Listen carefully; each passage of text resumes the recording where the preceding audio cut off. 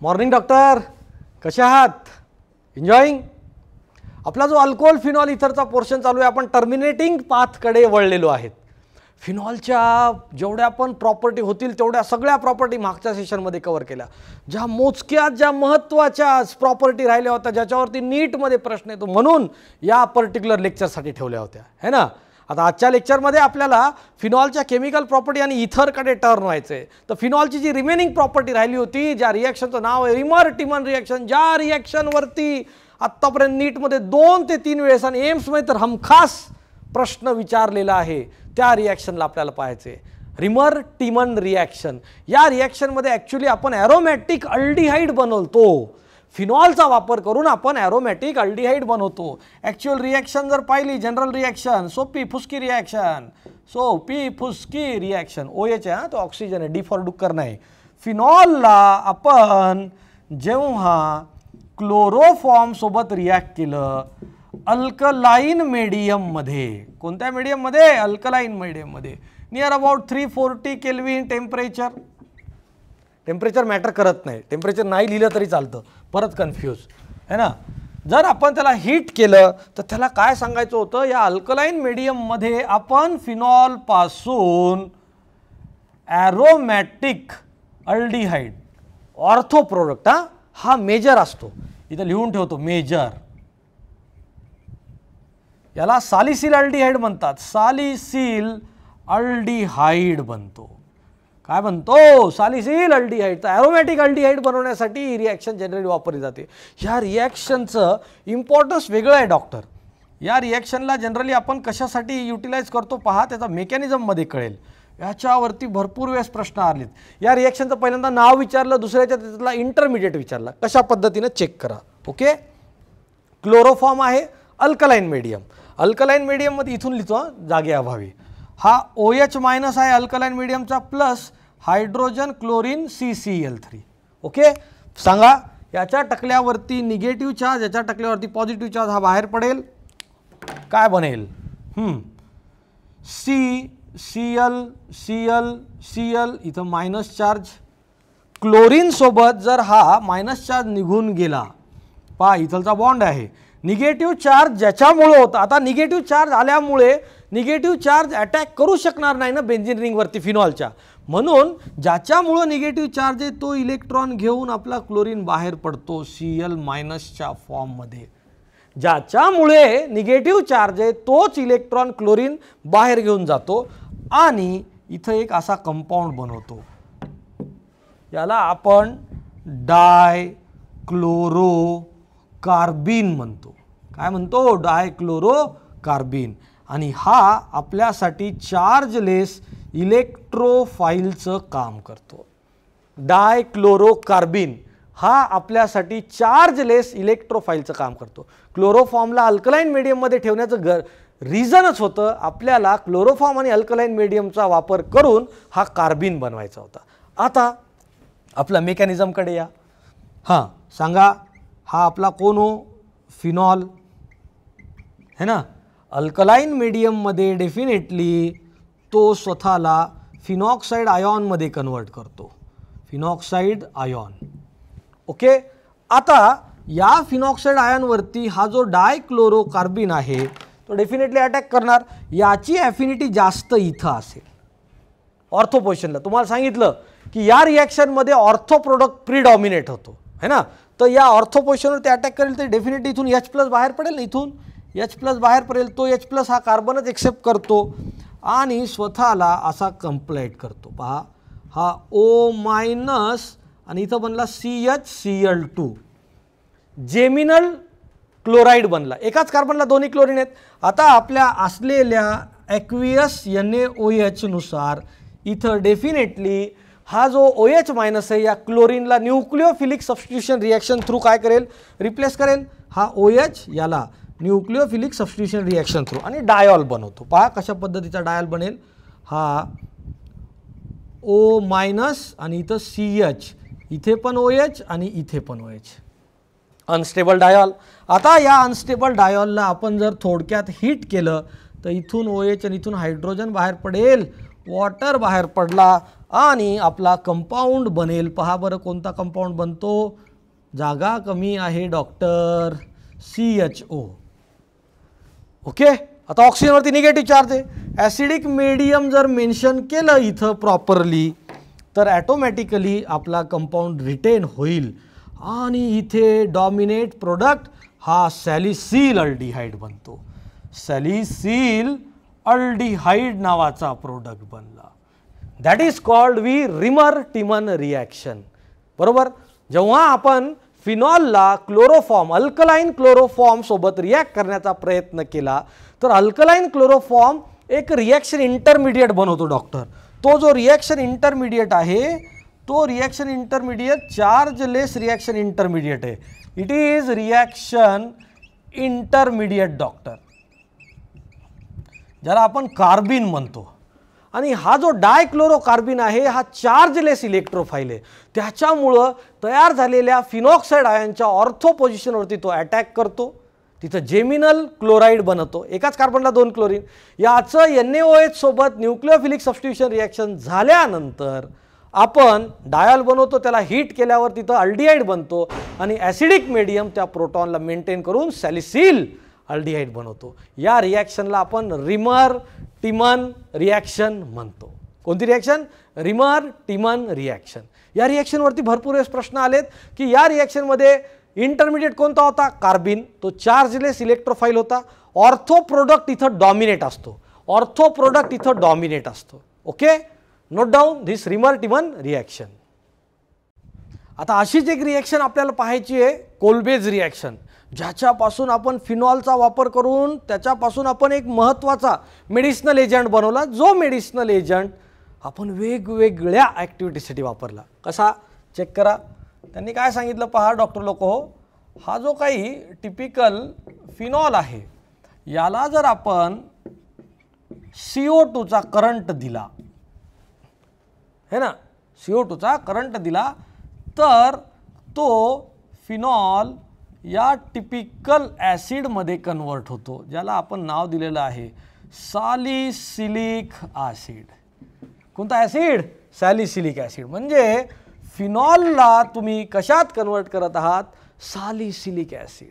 या salicylic ॲसिडचं importance भरपूर जास्त आहे. मी दाखवणार आहे ते रिॲक्शन, पण त्याच्या आधी या रिॲक्शनचं काय पाहणं गरजेचं आहे? मेकॅनिझम पाहणं गरजेचं आहे.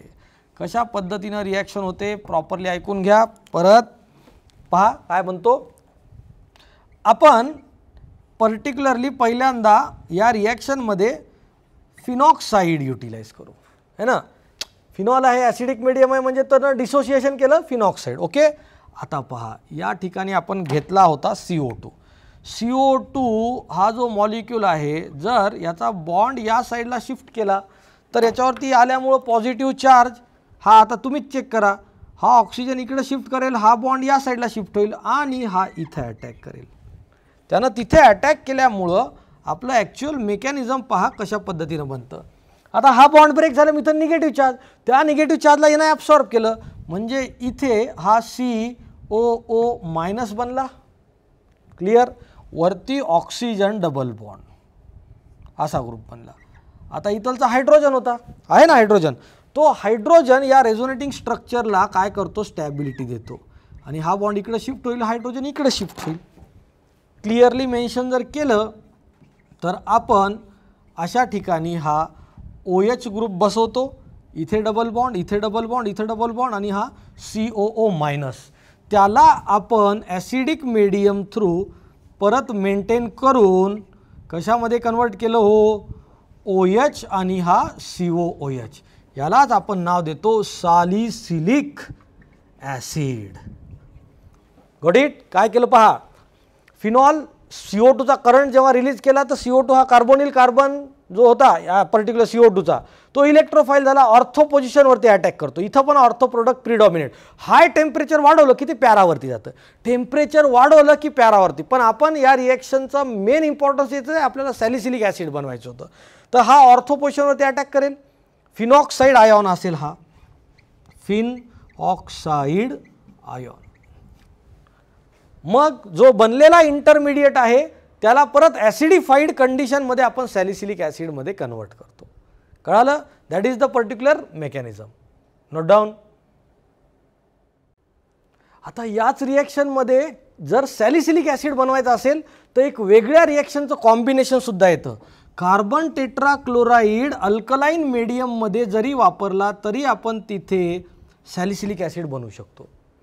पहिली कंडिशन सॅलिसिलिक ॲसिडसाठी वरती होती CO2 ॲसिडिक मीडियममध्ये, पण कार्बन टेट्राक्लोराईड अल्कलाइन मीडियममध्ये वापरून सुद्धा आपण तिथं सॅलिसिलिक ॲसिड बनवू शकतो. हा NaOH याला न्यूट्रलाइज करेल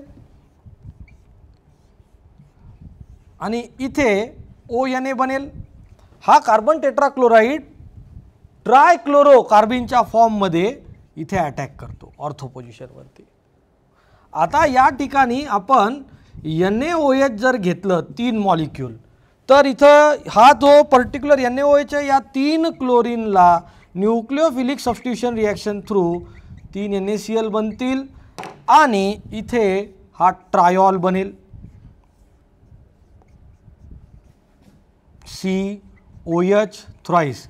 आणि याला जेव्हा आपण हीट करू ॲसिडिक मीडियममध्ये डेफिनेटली बनणारा कंपाऊंड OH आणि इथं COOH असेल. हे 3 OH आहेत ना, एका जागेहून काय काढा, इथं इथं इथं दाखवतो पहा. या ठिकाणी OH OH आणि OH. जर आपण या ठिकाणीहून असं वॉटर बाहेर काढला तर इथं डबल बॉन्ड बनेल आणि हा OH. अशा पद्धतीनं सॅलिसिलिक ॲसिड बनतो. म्हणजे आपल्याला 2 कंडिशन आहेत, ॲसिडिक मीडियममध्ये CO2 आणि अल्कलाइन मीडियममध्ये कार्बन टेट्राक्लोराईड दोन्ही जागी सॅलिसिलिक ॲसिड बनणार.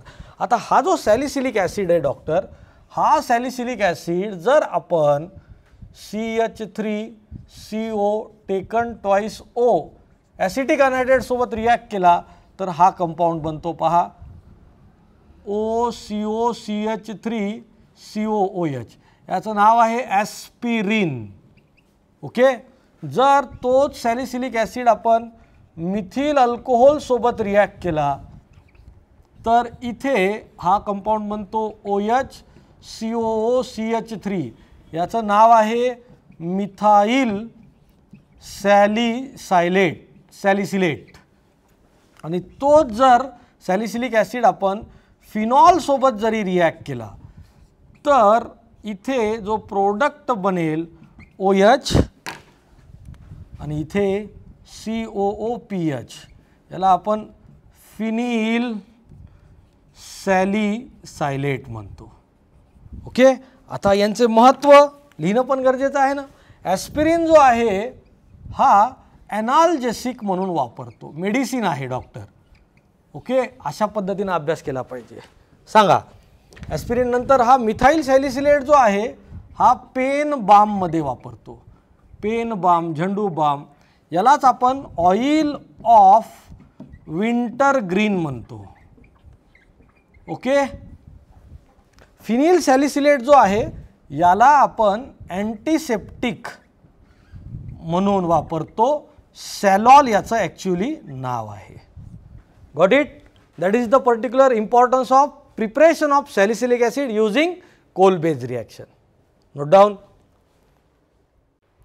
आता तशीच फिनॉलची एक रिॲक्शन आहे, सोपी रिॲक्शन आहे, छोटी रिॲक्शन आहे, फिनॉल्फथॅलीन प्रिपरेशन. आता तुम्ही 11th-12thला प्रॅक्टिकल एक्झाम ज्या फॉलो केल्या असतील त्या एक्झाममध्ये हा थॅलिक अनहायड्राईड, पिथॅलिक अनहायड्राईड आहे.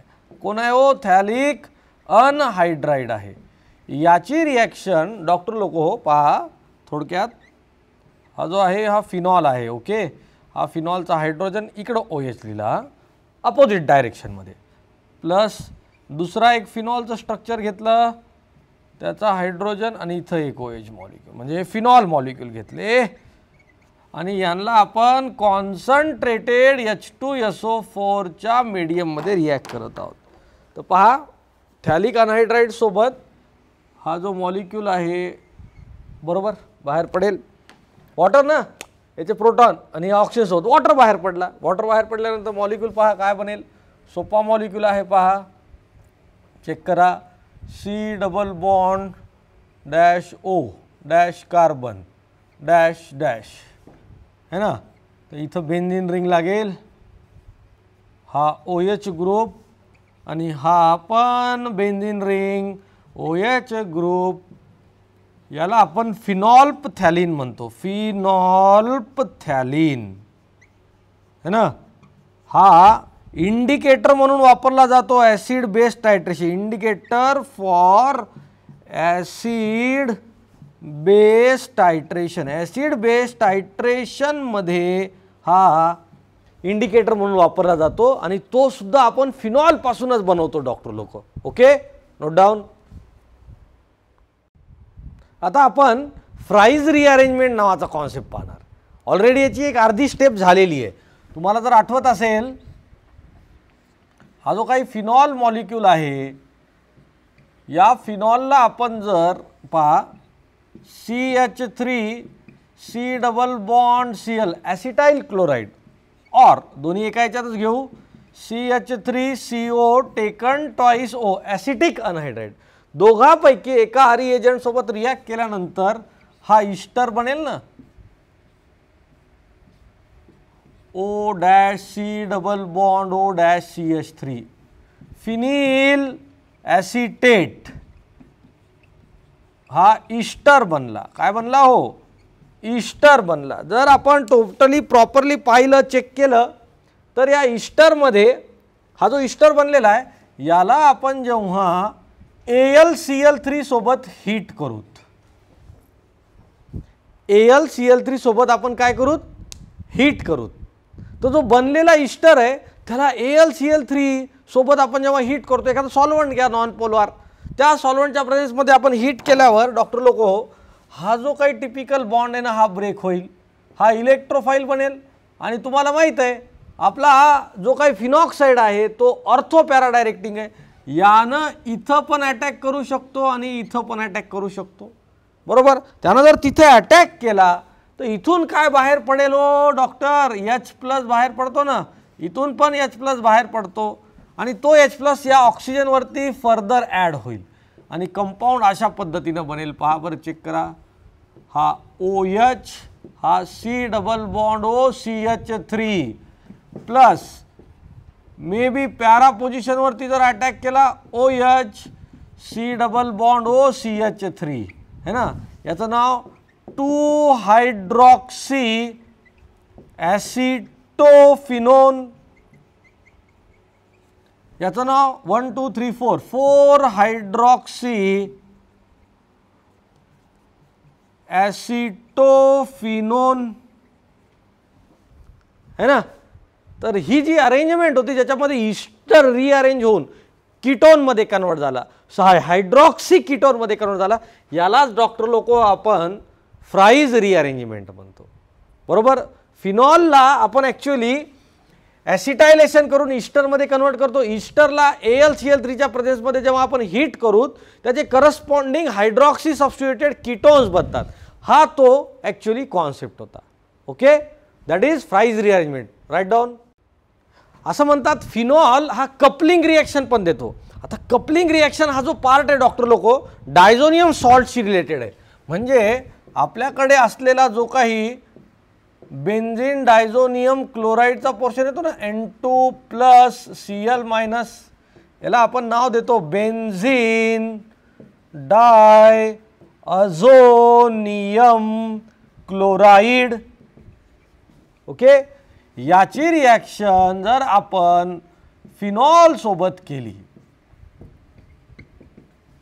आपल्याला माहित आहे फिनॉल हा ऑर्थो पॅराडायरेक्टिंग आहे, अल्कलाइन मीडियम वापरतो. हा pH जास्त असलं पाहिजे. आता तुम्हाला माहित आहे हा जो अख्खा मॉलिक्यूल दिसत आहे तुमच्या पुढे, हा एक इलेक्ट्रोफाइल आहे. It is considered to be electrophile. Okay, आणि हा इलेक्ट्रोफाइल फिनॉलच्या पॅरा पोझिशनला अटॅक करतो, इथून H+ बाहेर पडेल.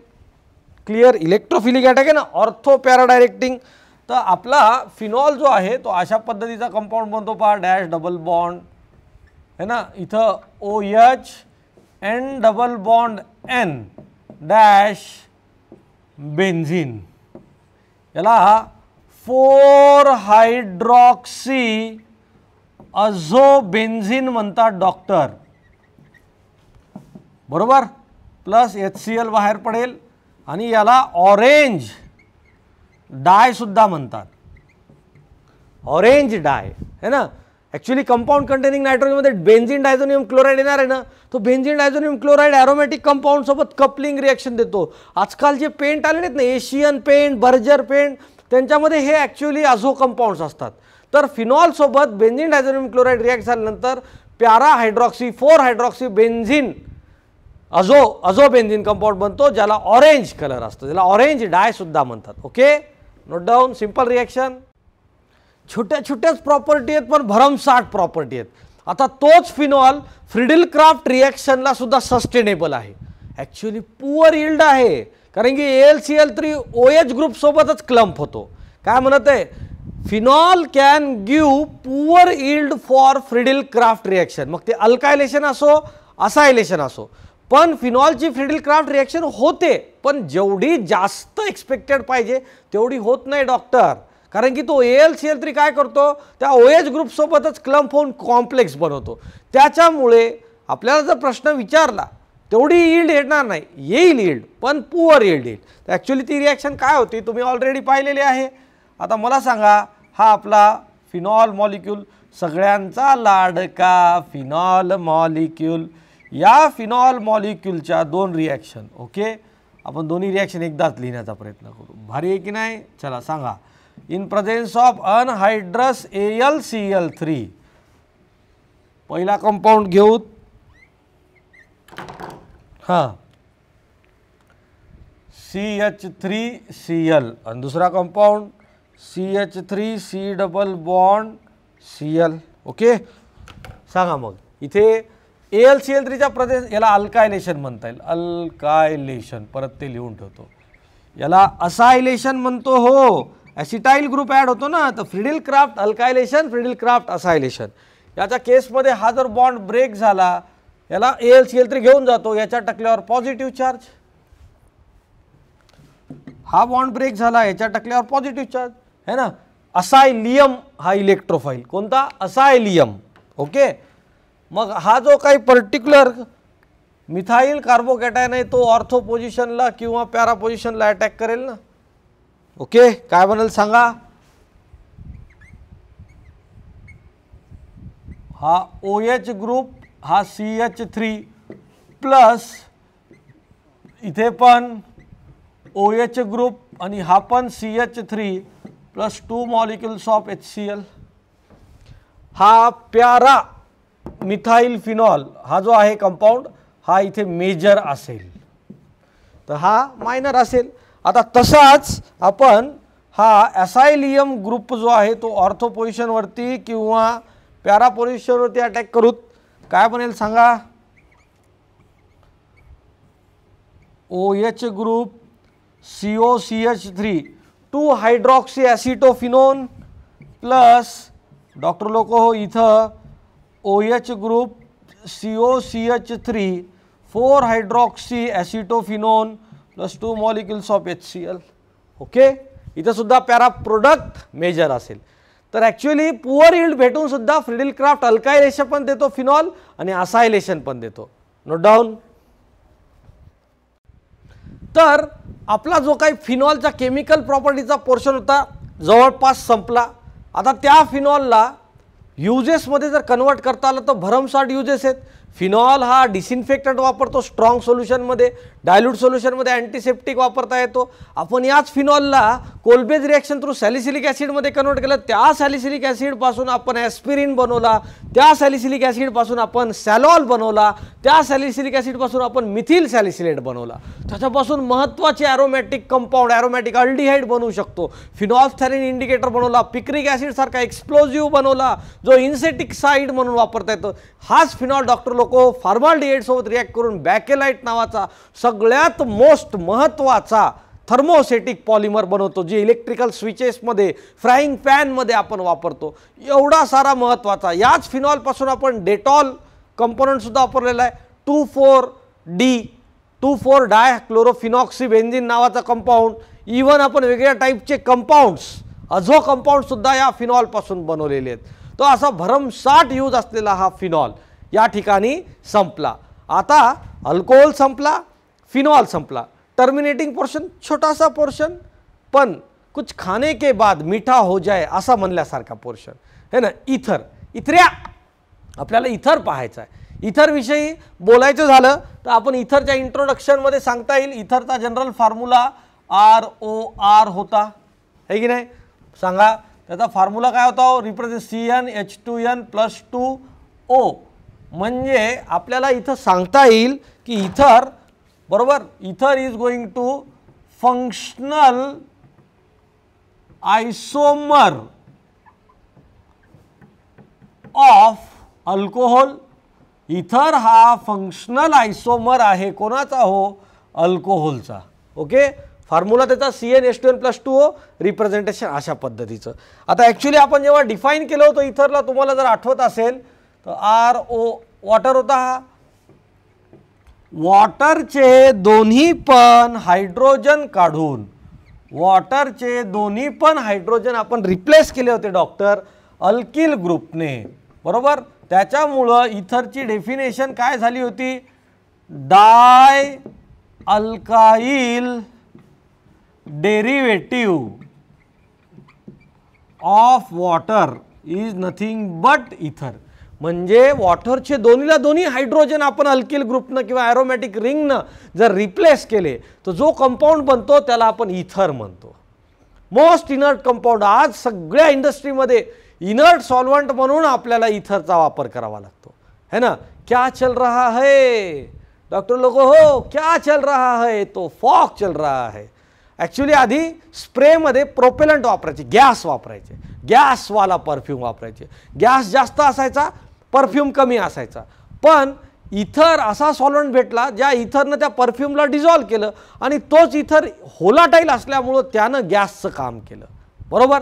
आता त्याच्यामुळं आजकाल जास्तीत जास्त आपण परफ्यूममध्ये इथर वापरतो, है ना. आणि त्या इथरचा फायदा बॉडीवरती कोणत्याच प्रकारची रॅशसुद्धा तयार होत नाही. लेडीज कॉस्मेटिक्समध्ये लेडीज सगळ्यात जास्त आपण इथर वापरतो. का तर तो कितीही जरी लावलं कॉस्मेटिक्स तर त्याचा इंटरॅक्शन साईड इफेक्ट फार कमी आहेत. तर हा तो इथर होता. त्या इथरला जर टिपिकली आपण क्लासिफाय करायचा विचार केला तर असं म्हणतात म्हणे इथर it is classified into 2 categories, है ना. सिंपल इथर ॲज वेल ॲज मिक्स्ड इथर,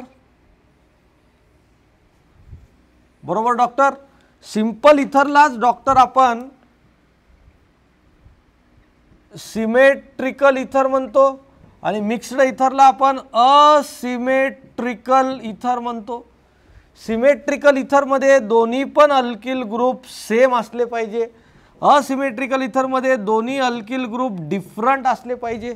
एक्झाम्पल जर सांगायचं CH3O CH3, इथरला दोन्ही अल्किल ग्रुप जे आटायचे सेम आहेत. डायमिथाइल इथर दॅट इज सिंपल इथर. जर इथं पाहिलं CH3O-C2H5, एक इथिल आहे एक मिथिल आहे म्हणून हा इथिल मिथिल इथर. It is the particular classification of ether. Okay, आता नॉमिनक्लेचरच्या बाबतीत जर बोलायचं झालं डॉक्टर लोक हो, तर नॉमिनक्लेचरमध्ये काय सांगता येईल पहा, चेक करा. नॉमिनक्लेचरमध्ये CH3O-CH3 हा इथर होता, याचं नाव होतं डायमिथाइल इथर. ओके, कधी कधी डाय वर्ड आपण वापरत नाही. Instead of using di word we are just using methyl ether. Okay, हां चला सांगा. इथे C2H5O-C2H5 याचं नाव डायइथाइल इथर.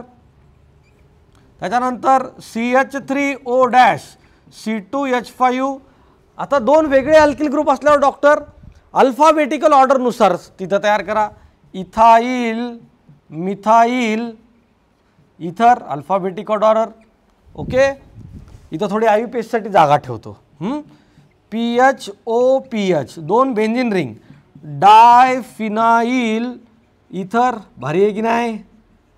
इथर इथर इथऱ्या. चला, PHOCH3 याला आपण ॲनिसॉल म्हणतो. ॲनिसॉल थोडक्यात जर तुम्हाला हे दिसत नसेल प्रॉपरली तर याचा ओरिजिनल फॉर्म देतो.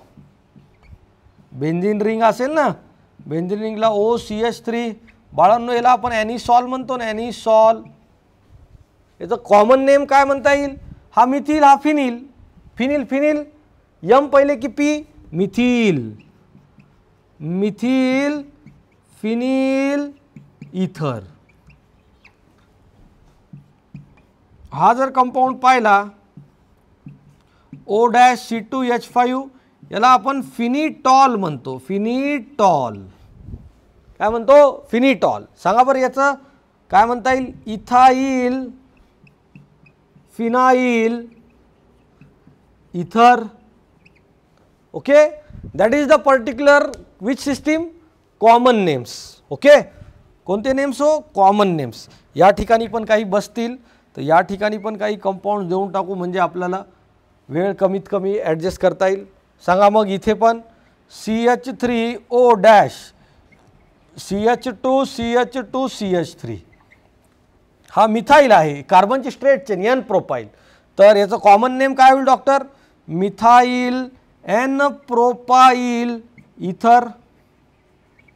ओके, इथे पहा CH3O', CH3 है ना।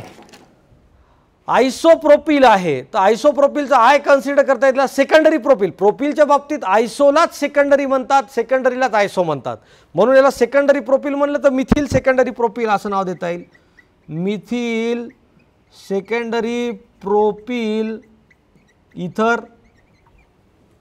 ओके, तुम्हाला असे पण स्ट्रक्चर आठवत असतील तर हे पण एक स्ट्रक्चर देऊन टाकतो।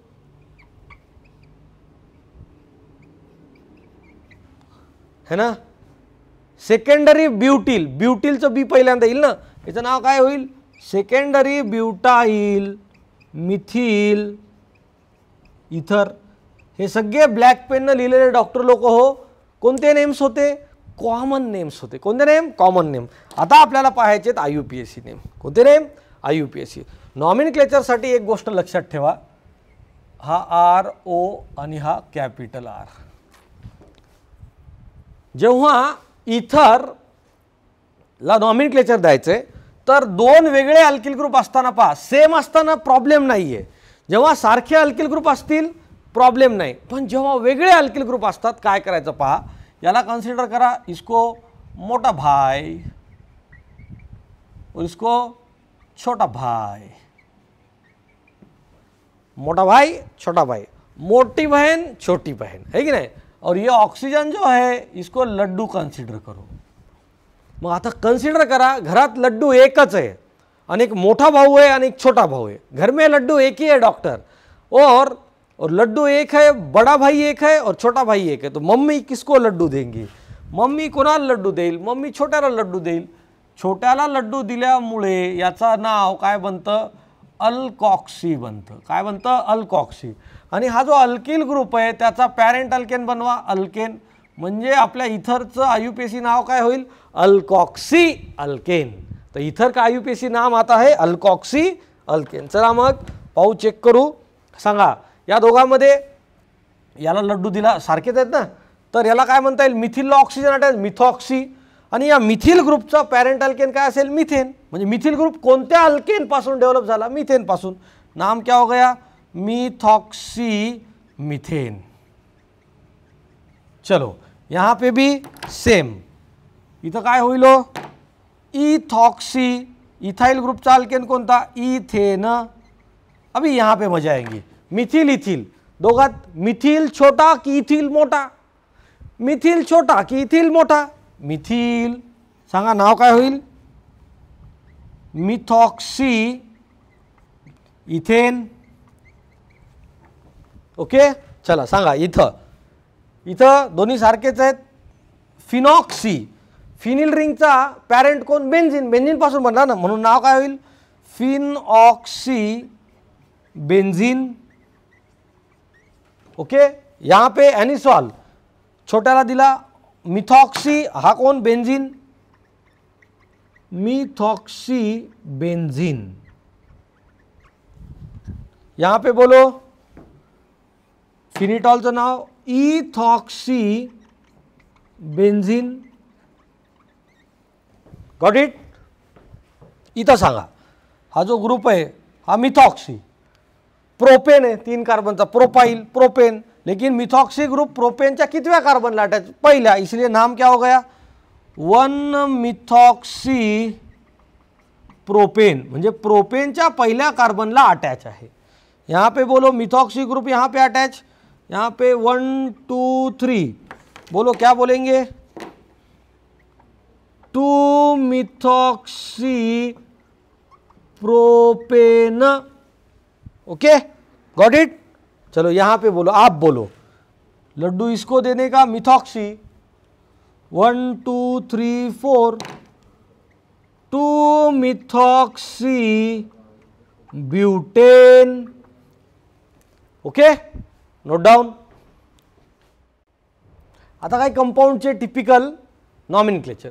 आता हा कंपाऊंड पहा मिथॉक्सी 2 ग्रुप आहेत 1 2 3 याचं नाव काय होईल 1,2 डायमिथॉक्सी प्रोपेन बरोबर। सांगा इथे मिथॉक्सीच आहे 1 2 3 4 2,3 डायमिथॉक्सी ब्यूटेन। ओके आता तुमच्यासाठी 1 2 3 4 होमवर्क करायचा आणि मला पाठवायचा 1 2 3 4 होमवर्क करने का और मेरे को भेजने का। समजत आहे पक्का 1 2 3 4 सांगा। हे होते सायक्लिक इथर। या सायक्लिक इथरला नाव कसे दिले याला ऑक्सिरेन, याला ऑक्सिटेन, याला सांगा ना हा कंपाऊंड या कंपाऊंडला ऑक्सिटेन, ऑक्सिटेन ना याला ऑक्झोलेन। ओके याला आपण दुसऱ्या पद्धतीने पण नाव देतो डॉक्टर, तुम्ही सांगितलेले आहे याला इथिलीन ऑक्साइड किंवा हा जो सायक्लिक ऑक्सिजन असतो ना 2 कार्बनला अटॅच करा याला इपॉक्सी म्हणतात। इपॉक्सी 2 कार्बनमध्ये म्हणून 2 कार्बनचा अल्केन इथेन इपॉक्सी इथेन असंही नाव दिलं जातं। याला काय म्हणता येईल प्रोपिलीन ऑक्साइड किंवा तुम्ही जर प्रॉपर्ली पाहिलं 1 2 3 3 कार्बनचा प्रोपेन आहे त्या प्रोपेनमध्ये इपॉक्सी लिंकेज जर पाहिला 1 2 3 1 आणि 3 मध्ये म्हणजे काय म्हणता येईल 1,3 इपॉक्सी प्रोपेन असंही नाव होईल ना याचं। प्रोपेनच्या पहिल्या आणि तिसऱ्या कार्बनमध्ये लिंकेज आहे। ओके याला सांगा ना 1 2 3 4 1 2 3 4 1,4 इपॉक्सी ब्यूटेन म्हणजे ब्यूटेनमध्ये 1 नंबर आणि 4 नंबरच्या दरम्यान ब्यूटेनचे 4 कार्बन काढायचे पहिल्या आणि चौथ्या कार्बनच्या मधात ऑक्सिजनचा लिंकेज बनत त्याला इपॉक्सी म्हणता येईल। ओके चला सांगा या कंपाऊंडला नाव कसं द्यायचं। आता जर याला ऑक्सिरेन म्हटलं, ऑक्सिरेन जर म्हटलं प्रॉपर्ली ऐका ऑक्सिरेन जर म्हटलं तर आपल्यासाठी ऑक्सिजन नंबर नॉमेनक्लेचर असेल म्हणजे ऑक्सिरेनमध्ये ऑक्सिजनला नंबरिंग देणं गरजेची आहे। त्याच्यानुसार नाव काय येईल 2 मिथाइल ऑक्सिरेन येईल नंबरिंग। ओके पण जर याला आपण इपॉक्सी लँग्वेजच्या बाबतीत बोलायचं झालं इपॉक्सीनुसार तर हा इपॉक्सी लिंकेज इथं आणि या 2 कार्बनमध्ये पहिल्यांदा 2 कार्बनची चेन सिलेक्ट करा म्हणजे इपॉक्सीनुसार सिस्टीम वेगळी असेल। इपॉक्सी नॉमेनक्लेचरमध्ये डॉक्टर ऑक्सिजनला नंबरिंग दिली जात नाही, ब्ल्यू कलरची पेन असेल 1 2 3 कशामुळे नंबरिंग दिली लॉंगेस्ट चेन आहे आणि इपॉक्सी लिंकेज कुठून जवळ आहे 1 नंबरपासून नाव काय येईल 1,2 इपॉक्सी प्रोपेन। दोन्ही पद्धतीने नाव दिलं याला ऑक्सिटेन म्हणतात। मग ऑक्सिटेनमध्ये ऑक्सिजन पासून नंबरिंग इथाइल आणि मिथाइल मध्ये अल्फाबेटिकली इथाइल येतो म्हणून नंबरिंग पहा याला नाव देताना रेड पेन 1 2 3 4 सांगा 2 नंबरला इथिल 4 नंबरला मिथिल बाकी oxetane 2 ethyl 4 methyl oxetane molecule it is the particular numbering. आता प्रॉपरली जर याला इपॉक्सीनुसार नंबरिंग दिली 1 2 3 4 5 6 1 2 3 इकडे आले इकडून नंबरिंग द्या जवळ आले ना 1 2 3 4 5 6 blue pen epoxy system red pen oxidane system 6 कार्बनचा हेक्सेन 2 आणि 4 नंबरला इपॉक्सी नाव काय देसाल 2,4 इपॉक्सी हेक्सेन 2,4 इपॉक्सी हेक्सेन। इथे सांगा हो याला ऑक्सिटेन म्हणता येईल, बरोबर. ऑक्सिटेननुसार काय म्हणता येईल सांगा, 1 2 3 4. ऑक्सिटेनमध्ये 2 आणि 4 नंबरला 2,4 डायमिथाइल ऑक्सिटेन. Got it. राहिला याला इपॉक्सी सिस्टीमनुसार 1 2 3 4 5. पेंटेन 2 आणि 4 नंबरला epoxy 2,4 epoxy pentane. That is the particular nomenclature system of cyclic ether. Okay, note down. आणि तो होमवर्क मला कंपल्सरी पाठवा. मग आता इथरच्या आयसोमेरिझमचा पोर्शन. इथरचा मॉलिक्युलर फॉर्म्युला तुम्हाला माहित आहे, CnH2n+2O. या फॉर्म्युलानुसार इथर कंपाऊंड जो आहे वेगवेगळ्या टाईपचे आयसोमेरिझम शो करू शकतो. मग आता त्यातला पहिला आयसोमेरिझम आहे chain isomerism. Compounds having same number of, बरोबर, same number of carbon atom, same number of hydrogen atom, same number of oxygen atom. म्हणजे compound having same molecular formula but differ in arrangement of carbon in molecule without changing position of functional group. Functional ग्रुपची position change न करता जर carbon ॲटममध्ये arrangement वेगळ्या होऊन जर functional group same असताना वेगळे स्ट्रक्चर बनत असतील तर त्या कंपाऊंडला आपण चैन आयसोमर्स म्हणतात. एक्झाम्पल जर बोलायचं झालं तर पहा, याच्यात आपण सांगू शकतो C5H12O या पर्टिक्युलर फॉर्म्युल्यापासून आपण इथर जर बनवायला गेलो, 4 कार्बनचा इथर है ना, 1 2 3 है ना, 3 4, बरोबर, 3 1 2 3 4 ऑक्सिजन. या इथरचं नाव पहा काय होईल, मिथॉक्सी. 1 2 3 4 1 मिथॉक्सी ब्युटेन असं नाव होईल. इथं 1 2 3 1 methoxy METHO METHY 1 methoxy 2 methyl propane. दोन्ही कंपाऊंडमध्ये फंक्शनल ग्रुप किंवा सबस्टिट्यूएंट सेम नंबरला आहे, अरेंजमेंट कार्बनची वेगळी, म्हणून हे एकमेकांचे चैन आयसोमर्स. ओके, फंक्शनल आयसोमर इथं म्हणता येईल अल्कोहोल अँड इथर आर फंक्शनल आयसोमर. त्यांचा फॉर्म्युला आहे CnH2n+2O. अल्कोहोलचा फंक्शनल ग्रुप OH असतो आणि इथरचा फंक्शनल ग्रुप हा अल्कोऑक्सिक ग्रुप असेल. ओके, जर आपण फॉर्म्युला पाहिला C2H6O तर याच्यापासून आपण C2H5OH इथेनॉल बनवू शकतो, अल्कोहोल. आणि CH3O-CH3 मिथाइल इथर किंवा डायमिथाइल इथर पण म्हणू शकतो. तर हा इथेनॉल आणि डायमिथाइल इथर एकमेकांचे functional isomer, compound having same molecular formula but differ in type of functional group present in molecule. त्याच्याहून हा इथर फंक्शनल आयसोमेरिझम शो करेल, है की नाही डॉक्टर. मेटामेरिझम ही फार जबरदस्त प्रॉपर्टी आहे. असे कंपाऊंड ज्या कंपाऊंडमध्ये फंक्शनल ग्रुप इंटरमिडिएट असतो, those compound having functional group intermediate to the backbone. बरोबर, कोणकोणते असतात पहा, हा ether, ketone, ester, secondary amine, tertiary amine, है ना, ॲसिड, अनहायड्राइड. हे सगळे जे कंपाऊंड आहेत हे कंपाऊंड कार्बनच्या बॅकबोनच्या मध्ये येतात. मग बॅकबोनच्या मध्ये आल्यामुळं जी त्या पर्टिक्युलर कंपाऊंडच्या आजूबाजूला जी स्प्लिटिंग आहे त्या स्प्लिटिंगमध्ये जर चेंज होत असेल आणि वेगळे स्ट्रक्चर बनत असतील तर त्यांना आपण मेटामर्स म्हणतो. ओके, काय म्हणत आहे आयसोमेरिझममध्ये, compounds having same molecular formula but differ in splitting of carbon against functional group.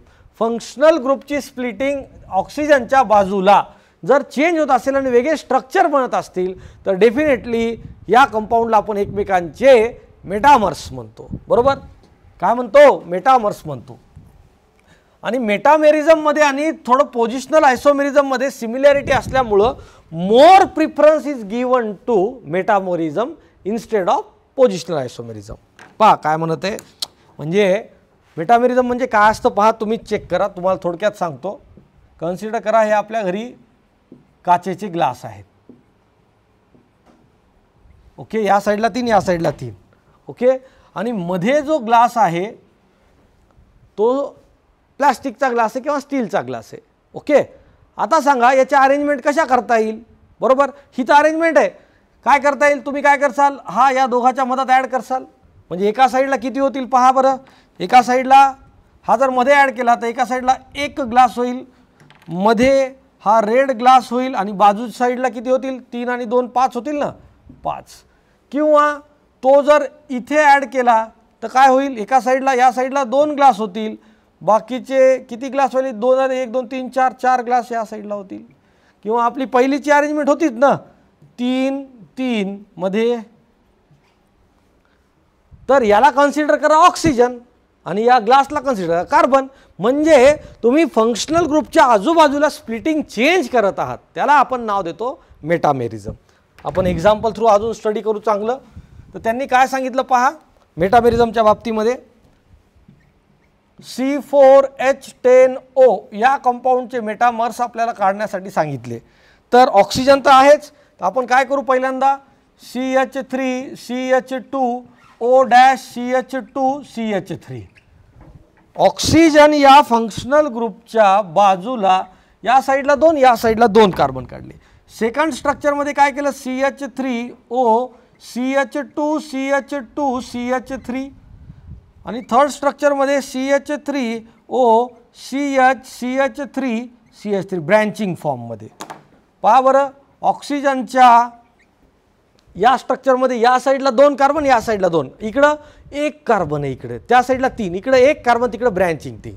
म्हणजे जर आपण याला A नाव दिलं, याला B नाव दिलं आणि याला C नाव दिलं तर आपल्याला म्हणता येईल A and B, बरोबर, and A and C are metamers of each other. बरोबर. आणि जेव्हा पण कधी कंपाऊंडमध्ये स्प्लिटिंग येईल तर डेफिनेटली तिथं मेटामेरिझम येईल. आता याच्या नावानुसार पहा, तुम्ही लगेच ओळखू शकता वेगवेगळी अरेंजमेंट कशी. डाय इथाइल इथर, मिथिल एन प्रोपिल इथर, आयसोप्रोपिल मिथिल इथर. स्प्लिटिंगमुळे वेगळे स्ट्रक्चर बनायत, वेगळे स्ट्रक्चर बनायत म्हणजे ते कंपल्सरी स्प्लिटिंगमुळे चेंज झालेत म्हणून ते एकमेकांचे मेटामर्स असतील. Got it. बरोबर. आता तुमच्यासाठी होमवर्क, मला C3H8O या फॉर्म्युल्यापासून, C4H10O या फॉर्म्युल्यापासून आणि C5H12O या फॉर्म्युल्यापासून पॉसिबल इथर काढून त्यांच्या नावासहित, IUPAC नावासहित प्लीज सेंड करा. That is homework for you. Okay, note down. Next aspect चालू करणार इथरचा, फार कमी आहे, फार छोटा आहे, इफेक्टिव्ह आहे. प्रिपरेशन ऑफ इथर. परत जसे फिनॉलच्या हेडिंग टाकल्या होत्या एक्झॅक्टली तशाच इथरच्या पण प्रिपरेशनच्या हेडिंग टाकल्यात. जेवढ्या पण पॉसिबल वेने इथर बनवता येईल सगळ्या तुमच्या पुढे मेथड आहेत.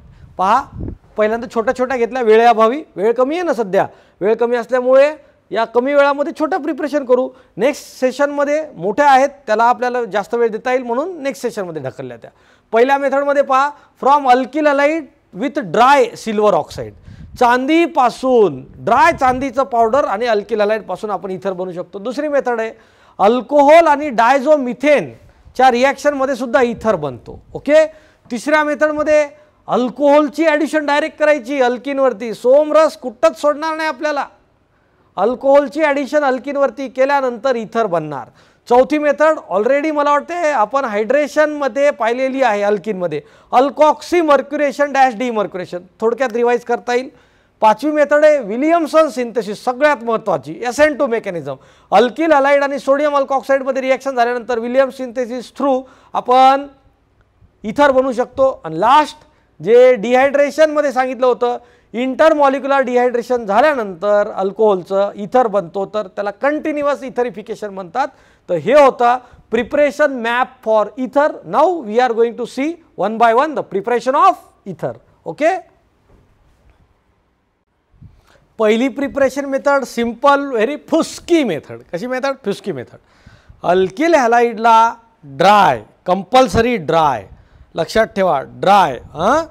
तर अल्किल हलाइडला ड्राय सिल्वर ऑक्साईड सोबत, ड्राय डे, ओला नाही, ड्राय डे.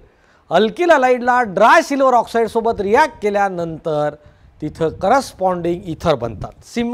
सिंपल इथर बनवण्याची मेथड आहे.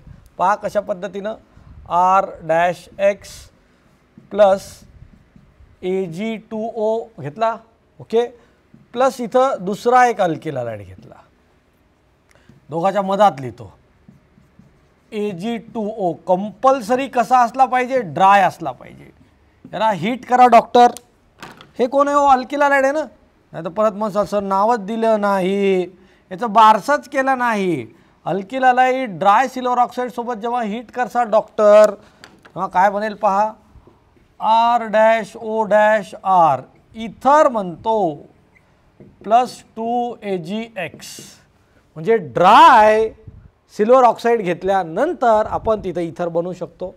आपल्यासाठी example CH3 bromine, CH3 bromine, methyl bromide. कोण घेतला, मिथाइल ब्रोमाइड. प्लस आपण जर सिल्वर ऑक्साईड घेतला, कसा घ्यायचा सिल्वर ऑक्साईड, ड्राय डेचा सिल्वर ऑक्साईड घेतला, तर मिथाइल ब्रोमाइड पासून काय बनेल, CH3O-CH3 प्लस 2AgBr बरोबर डाय मिथाइल इथर बनतो. काय बनतो डॉक्टर, डाय मिथाइल इथर बनतो. अजून एक एक्झाम्पल पाहू, C2H5Cl ethyl chloride plus Ag2O dry घेतला, याला हीट करा है ना. पहा इथलचे दोन्ही क्लोरीन हा सिल्वर काढून घेऊन जाईल ना, क्या बनेगा C2H5O-C2H5 प्लस 2AgCl डाय इथाइल इथर. म्हणजे आपल्या पुढे सांगता येईल अल्किल हलाइडला आपण प्लस Ag2O सोबत हीट केल्यानंतर है ना, रिॲक्ट करताना कंडिशन पहा बरोबर. इथं आपण जर मॉइस्ट ठेवला, मॉइस्ट, तर इथं अल्कोहोल बनतो आणि इथं जर ड्राय कंडिशन ठेवली तर इथर बनतो. आहे की नाही कमाल, आहे की नाही कमाल. Okay, that is the first preparation of इथर. आता नेक्स्ट मेथड पाहायची आहे, प्रिपरेशन ऑफ इथर फ्रॉम अल्कोहोल यूजिंग डायअझोमिथेन. डायअझोमिथेनचा वापर करून अल्कोहोल पासून सुद्धा आपण इथर बनवू शकतो डॉक्टर. फार छान रिॲक्शन आहे. कशा पद्धतीने ऐकून घ्या व्यवस्थित. त्यांना काय म्हणायचं होतं, हा अल्कोहोल आहे, ओके. या अल्कोहोलला आपण वापरू शकतो एक तर BF3 किंवा HbF4 टेट्राफ्लोरोबोरिक ॲसिडच्या प्रेझेन्समध्ये है ना, यूजिंग CH2N2 हा डायअझोमिथेन आहे, हा BF3 आहे. आता तुम्हाला माहिती आहे याचं रिॲक्शन डायरेक्टली ॲक्च्युली पहिल्यांदा प्रोडक्ट बनवतो, ओके. तर इथं काय बनेल, R-O-CH3 बनतो इथर, प्लस नायट्रोजन गॅस रिलीज होतो. आता याचं ॲक्च्युअल मेकॅनिझम जेव्हा पाहिलं डॉक्टर, तर कसं पद्धतीनं रिॲक्शन होईल पहा. याच्या मेकॅनिझममध्ये गोष्ट क्लॅरिफाय झाली. ROH अल्कोहोल, ऑक्सिजनच्या टकल्यावरती लोन पेअर, हा आपल्यासाठी BF3 जो आहे तो इलेक्ट्रोफाईल आहे. आणि या इलेक्ट्रोफाईलला पाहिलं की अल्कोहोल लगेच लोन पेअर डोनेट करतो. त्याला लोन पेअर त्यानं डोनेट केल्यानंतर अल्कोहोलनी पहा RO- हायड्रोजन हा BF3 त्याच्या टकल्यावर पॉझिटिव्ह चार्ज आला. आता हे पाहून डेफिनेटली CH2N2 जो आहे डायअझोमिथेन जो आहे, हा डायअझोमिथेन या हायड्रोजनला घेऊन जाईल बरोबर, कारण तिथून तो प्रोटॉनच्या फॉर्ममध्ये बाहेर पडायला आहे. तो घेऊन गेल्यामुळे इथे CH3N ट्रिपल बॉन्ड N असा कंपोनंट बनला. आता कंडिशन पहा, आपला जो बनलेला अल्कोहोल आहे ज्यानं बोरॉन ट्रायफ्लोराइड सोबत कॉम्प्लेक्स बनवलेला आहे, त्याला वाटतं आता आपण आपला ऑक्सिजन जो काही लोन पेअर आहे तो दिलेला वापस घेऊन टाकावा. या केसमध्ये घेताना आपला CH3 सुद्धा त्या पर्टिक्युलर ऑक्सिजनवरती अटॅक करतो आणि अटॅक करताना पहा इथून रिलीज होईल हा ROCH3 plus nitrogen gas release होईल है ना, बरोबर. आणि इथं मिथाइल इथर बनतो. कोणता इथर बनतो डॉक्टर? मिथाइल इथर. म्हणजे इथलचा एक कंपल्सरी अल्किल ग्रुप मिथाइलच असेल. म्हणजे तुम्हाला जर इथं इथर बनवायचा झाला, आता पहा CH3OH घेतला BF3च्या प्रेझेन्समध्ये किंवा HBF4 कोणताही घ्या, कन्फ्यूज नाही व्हायचं. डायझोमिथेन घेतला तर इथं CH3 हा हायड्रोजन याला भेटल, CH3 बनेल, त्याला अटॅच होईल. CH3 ऑलरेडी आहे, OCH3 plus nitrogen gas release होईल, बरोबर. किंवा आपण इथं दुसरा अल्कोहोल घेऊ शकतो का सांगा? C2H5OH ethyl alcohol. या इथिल अल्कोहोलला आपण HBF4 परत म्हणसाल नाही घेतला. HBF4 हा डायझोमिथेन. सांगा मेकॅनिझमनुसार हा जो हायड्रोजन आहे तो कोणाला देईल? याला देईल. आणि हा इथे अटॅक करेल ना, हायड्रोजन CH2ला दिल्यावर CH3 बनेल. CH3 परत इथे अटॅक करेल, काय बनेल? C2H5O'CH3 plus nitrogen gas ethyl methyl इथर, बरोबर. अजून एखादा कंपाऊंड फिनॉल घेऊ का? फिनॉल O'H HBF4 सोबत रिॲक्शन केली, सांगा काय बनेल? CH2N2. हां, हा हायड्रोजन तो CH2ला देईल, हा CH2 CH3च्या फॉर्ममध्ये ऑक्सिजनवरती अटॅक करेल, काय बनेल? इथे OCH3 प्लस नायट्रोजन गॅस ॲनिसॉल बनेल. ओके, सिंपल मेकॅनिझम होतं. ऑक्सिजन पहिल्यांदा त्या इलेक्ट्रोफाईलवरती अटॅक करेल, कॉम्प्लेक्स बनेल, तिथून प्रोटॉन जो रिलीज होईल तो डायझोमिथेनचा मिथिलीन ग्रुप स्वतःला कॅरी करेल आणि नंतर ऑक्सिजन आणि त्या बोरॉनचा बॉन्ड ब्रेक होताना CH3 ऑक्सिजनवरती अटॅक करतो आणि इथर बनवतो, है की नाही. ही simple preparation method, that is using alcohol and diazomethane. Okay, note down.